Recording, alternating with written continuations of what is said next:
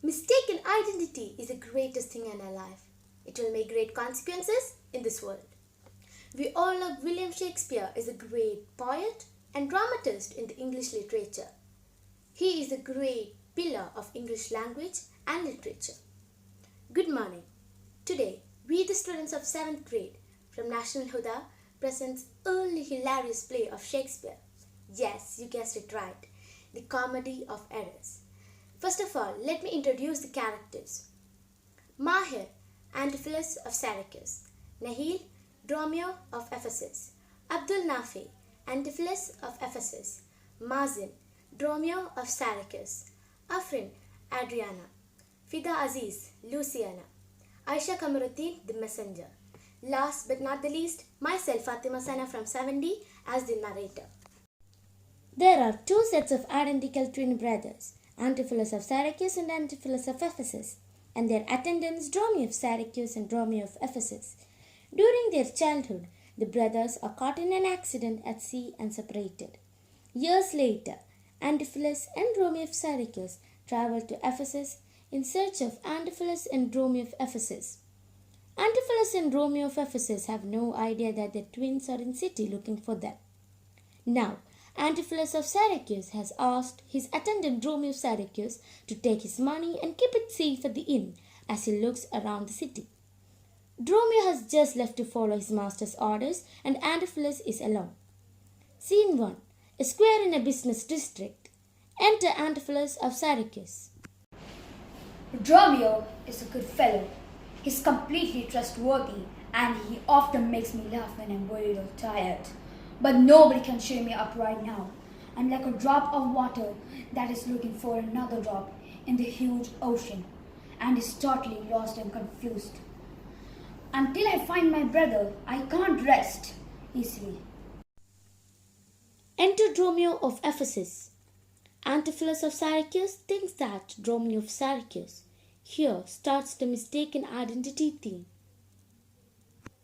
Enter Dromio of Ephesus. Is this Dromio? Why are you back so soon, Dromio? Back so soon? You should rather ask why I have come so late. The roast chicken is burning. It's 12 o'clock and the mistress is hot because the food is getting cold. The food is getting cold because you have not come home and you are not come home because you are not hungry and you are not hungry because you have eaten already. But you can always ask forgiveness for your fault today. Stop. Tell me, where have you left the money I gave you?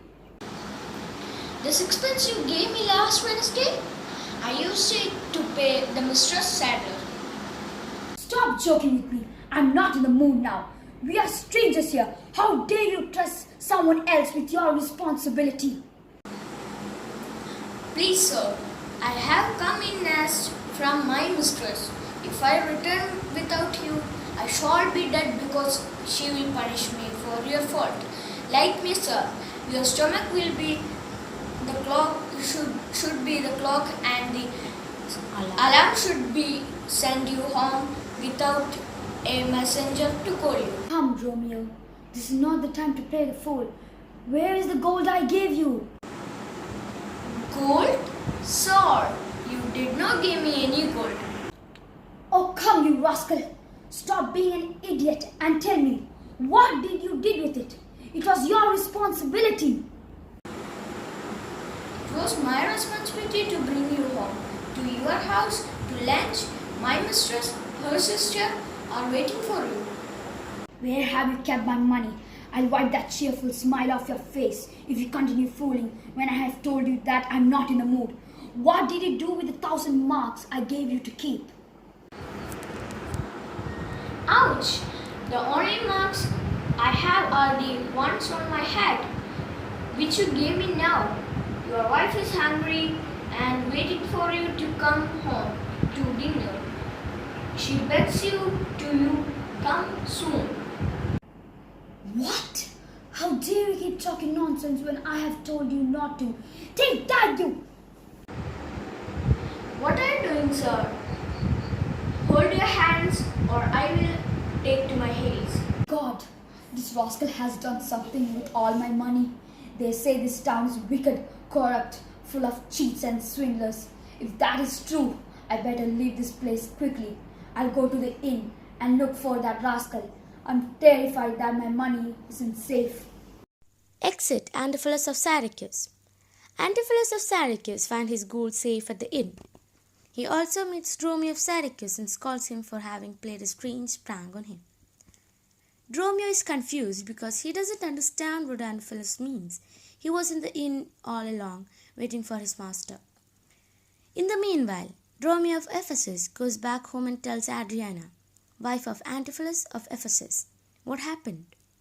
Adriana is very upset and along with Luciana, her sister, goes in search of her husband, but she runs into Antipholus of Syracuse instead. Scene 2. The inn. Enter Antipholus and Dromio of Syracuse, Adriana and Luciana. Dromio, who are these women that are waving at us? Yes. Antipholus looked confused and frowned. I suppose I'm neither Adriana nor your wife. There was a time when no words sounded sweet to your ears unless I spoke them. You liked looking at nothing unless I had showed it to you. You liked touching nothing unless I had touched it. And you would eat no food unless I prepared it and served it. Why have you become such a stranger? Don't tear yourself away from me. Be faithful to me and come back. Are you talking to me? I have been in Ephesus just these last 2 hours. Your town is as unknown to me as you are. I'm trying hard, but I can't understand a word you say. Shame on you, brother-in-law. Why are you treating my sister like this? She sent Dromio to bring you home for lunch. Dromio? Me? Yes, you. You had told me that he had beaten me and that he told you that his house wasn't his and that I wasn't his wife. You talked to this woman. What kind of conspiracy have you hatched between you? Sir, I have never seen this woman before in my life. Liar! You told me these very things back there in the square. I have never spoken with this lady in my life. Then how does she call us by our name? Is it magic? How horrible that you're pretending with your servant to mock me. Come, let me take your arms and use your strength to take you away from all that distracts you. She's talking to me.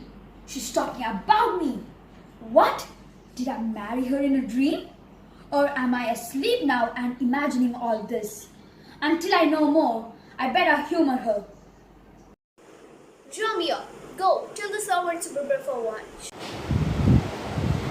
Oh, let me cross myself. There is surely witchcraft here. This is a fairy land.